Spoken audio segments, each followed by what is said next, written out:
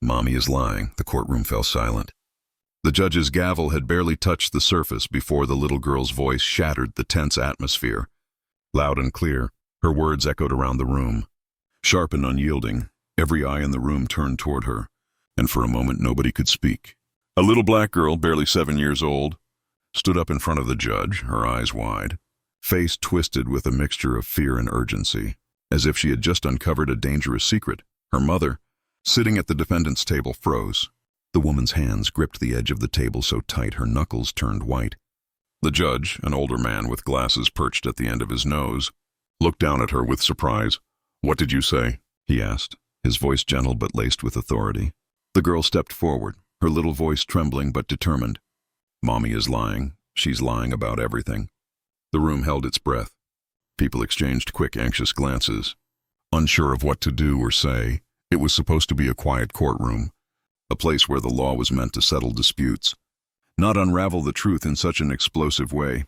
Her mother's face went pale. She opened her mouth to speak, but no sound came out. She looked as though she was about to collapse, her entire body stiffening in disbelief. Her eyes darted to the little girl, then to the judge and back to the floor. She couldn't seem to breathe. The little girl was shaking now, but her voice remained steady. "Mommy said it was me. She said I did the bad thing, but I didn't."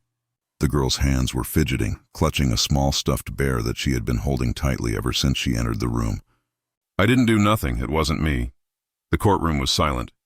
You could hear the sound of someone's pen tapping nervously against the desk. The judge, clearly shaken by this unexpected outburst, turned to the lawyer for the prosecution, who was sitting at a nearby table. "Your Honor, this is highly irregular," the lawyer said, trying to maintain composure. "The child is clearly confused. I'd like to request that she be removed from the witness stand." "No," the girl shouted, her voice cracking with emotion. "Mommy's lying. I didn't do it." Her voice broke through the tension like a crack of thunder. Every eye in the room was fixed on her now, and it was impossible to ignore the pain in her words. The judge leaned forward, his face softening. He wasn't used to seeing a child so distressed.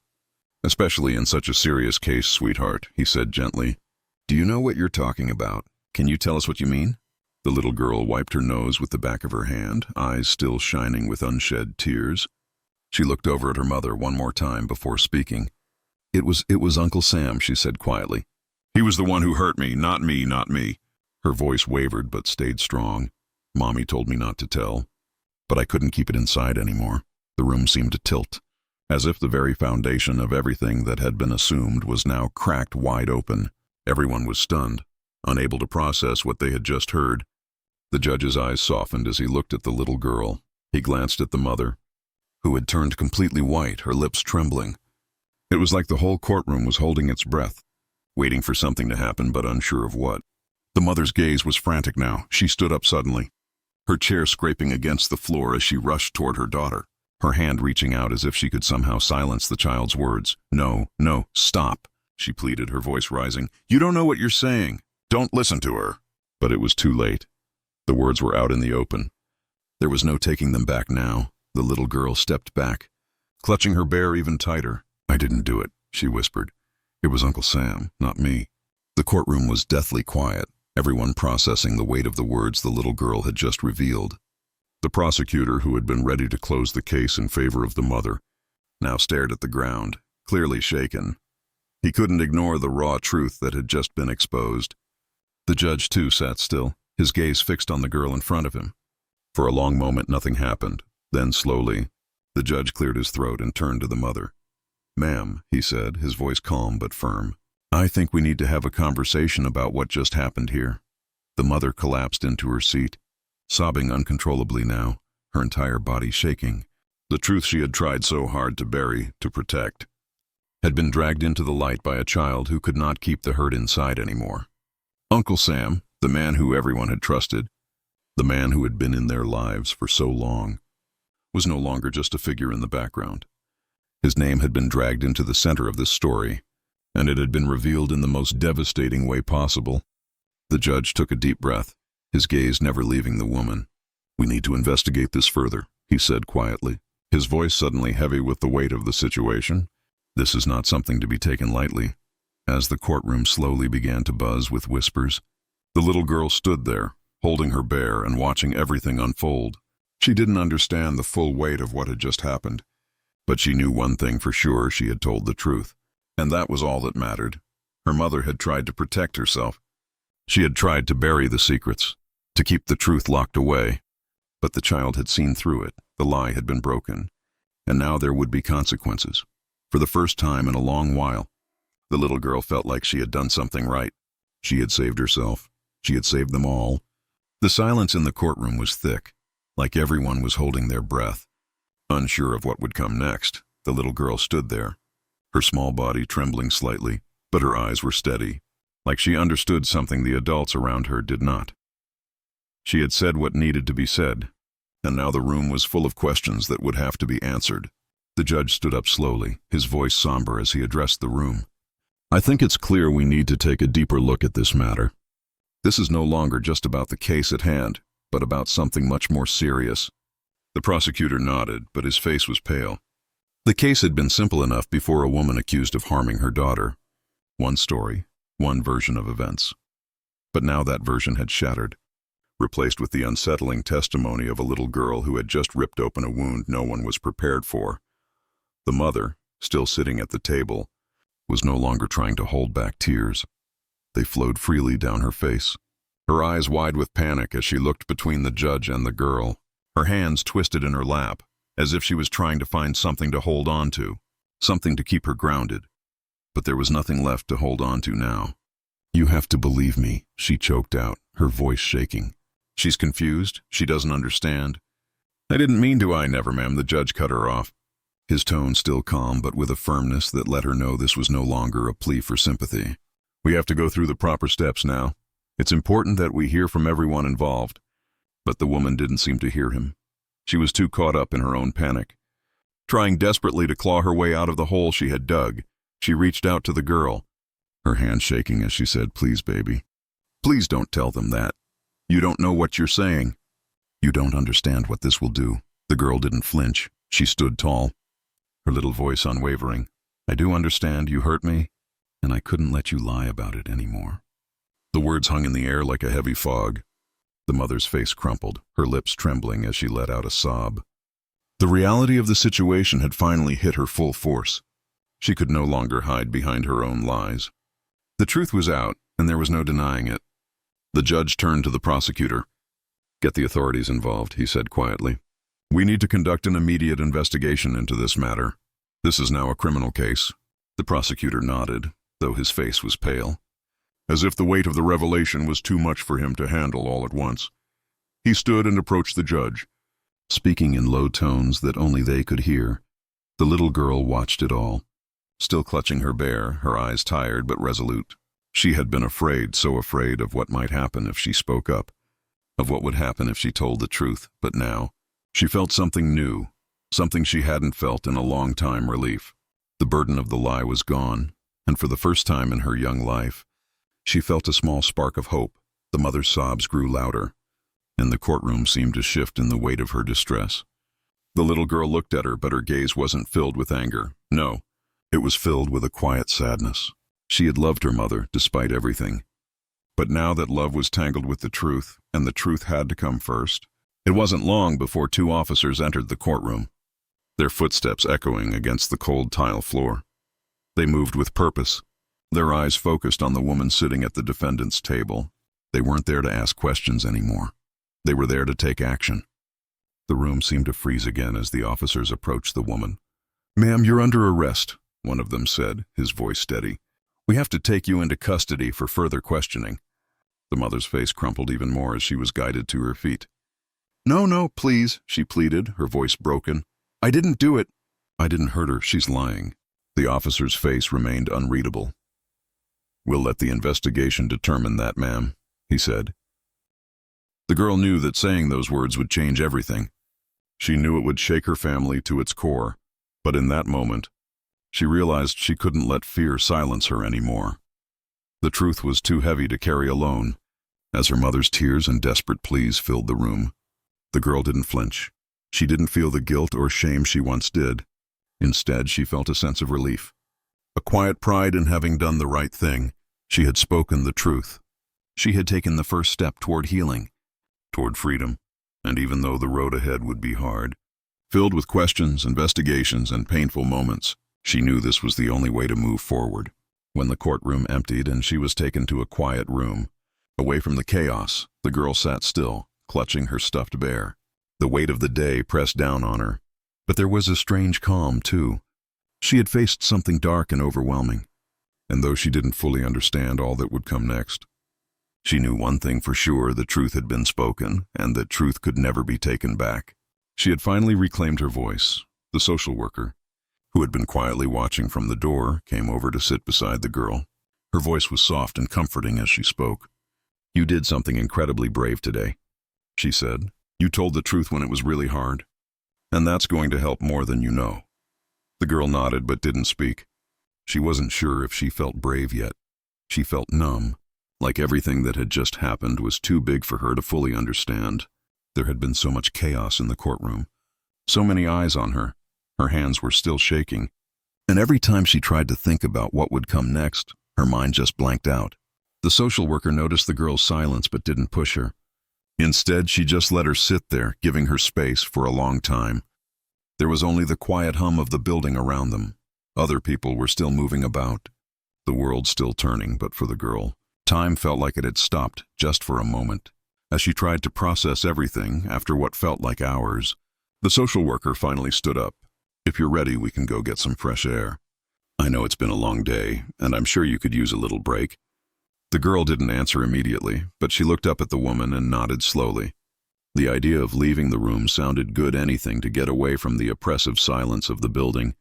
As they walked outside into the cool evening air, the girl felt a small sense of calm. The sky was still bright, the sun setting in a burst of oranges and pinks that painted the horizon. It felt like a different world outside, one that hadn't been touched by the events of the day. She took a deep breath, trying to steady herself, and felt the fresh air fill her lungs. The social worker smiled softly at her. "It's okay if you don't feel okay right now. It's all a lot to take in, but you don't have to go through this alone anymore." The girl didn't say anything at first. She wanted to speak, to tell the woman how strange everything felt, how she wasn't sure if she was ready for the truth to spread even further. But she couldn't find the words. Instead, she just nodded again and looked up at the sky. The world felt huge, and yet for the first time, it also felt like she had a chance to take control of what happened next. For so long, everything had been decided for her by fear, by secrets, by things that she didn't fully understand. But now it was her choice, her truth. And that truth was finally out in the open. The social worker led her to a bench. Sitting down beside her, "You're going to be okay," she said. "You have all the support you need now. People are going to help you, and you're going to heal. It's going to take time, but you're strong. You've already shown that today." The girl looked at her, still unsure of what that strength really meant. But as she sat there, feeling the weight of the day start to sink in, she allowed herself to believe the words. Maybe she wasn't as alone as she thought. Maybe this was the beginning of something new. The hours passed quietly, with the girl slowly letting herself feel the peace of knowing the truth was finally being heard, knowing that the world, however big and complicated, had been forced to acknowledge it. That night, as she lay in a bed that wasn't her own, she felt an unfamiliar kind of exhaustion. It wasn't just physical; she was mentally and emotionally drained. But even in the tiredness, there was something different. A weight had lifted from her chest, and she knew she would never again feel the same way about her own voice. The truth had a power, a clarity, that she hadn't known existed before. Tomorrow the legal process would continue. The investigation would unfold. Her mother's fate was now uncertain, and the coming days would be filled with difficult decisions. But for now, the girl slept soundly, knowing she had done what was necessary, what had always been right, even when she was too young to understand its full weight. When she woke the next morning, there was still uncertainty. But there was also a strange new feeling, one of strength, of hope that she had never allowed herself to feel before. She had taken control, spoken out, and in doing so, she had taken the first step in healing, not just for herself, but for the future. For whatever came next, her journey was far from over. But she no longer felt like she was carrying the burden alone, and that made all the difference. The following days were a blur of meetings, phone calls, and people in uniform who spoke to her in calm, steady voices. There were questions more than she ever imagined there could be, and sometimes they felt endless. Some were difficult to answer, like when they asked her about her memories of that evening. Others were easier, like when they told her she could take a break, that she didn't have to talk unless she was ready. But even though the questions felt heavy, there was something else growing inside her, a quiet strength, a growing sense of control. She wasn't as scared anymore. The girl had begun to realize that she wasn't just a victim in this story. She was a survivor, and no matter how dark the world around her seemed, she could stand up. She had stood up. The social worker who had been with her through the long days offered her small moments of comfort. Sometimes it was just sitting with her in silence, other times it was taking her to the park, letting her run or swing or even just sit on the grass and watch the world go by. Little by little, the girl began to heal, not in big, dramatic moments, but in small, quiet ones. One afternoon, as the girl sat on a swing, pushing herself gently back and forth, the social worker sat down beside her. The sun was low in the sky, casting a warm golden glow over everything. It felt like the kind of day where the world was gently reminding her that there could be peace again. "You're doing really well," the social worker said, her voice soft but filled with warmth. "I know things are still scary, I know it's not easy, but you're handling this in a way that's so strong. And it's okay to feel all the things you're feeling. You don't have to rush anything." The girl nodded but didn't speak. She wasn't sure how to explain what she was feeling some days. There were moments of fear or doubt what would happen to her family. Would things ever be normal again? Would her mother ever look at her the same way? But most of the time, she felt like she was learning to move forward, piece by piece, taking small steps into the life ahead. "Do you ever think about what you want for the future?" The social worker asked gently. "What kinds of things make you feel safe, make you happy?" The girl thought for a moment, then nodded. I want to feel okay again," she said softly. "I want to go to school without being scared. I want to see my friends. I want to laugh like I used to. I want to feel normal." The social worker smiled and nodded. "That's a beautiful thing to want, and it's something you'll have again in time. You don't have to have it all figured out right now. The most important thing is that you've made it this far. You've taken control of your life in a way that so many people never get the chance to do." The girl's eyes shone with a quiet hope, one that had been buried for so long. The future, though uncertain, seemed just a little brighter now. She didn't know what would happen next, or how long it would take. But she knew she was no longer walking alone. She had her voice, she had her truth, and those were things no one could ever take from her. Days turned into weeks, and though there were still tough moments, the girl began to find her footing again. She spent time with her new foster family, who were kind and patient, who let her heal at her own pace. She slowly reconnected with friends from school, though the friendships were different now, filled with understanding and tenderness she hadn't known before. Through it all, she realized that while the road to healing would be long, it didn't have to be traveled alone. She had people who cared for her, people who believed her, people who would protect her from now on, and that made all the difference. Her mother's trial, of course, wasn't easy.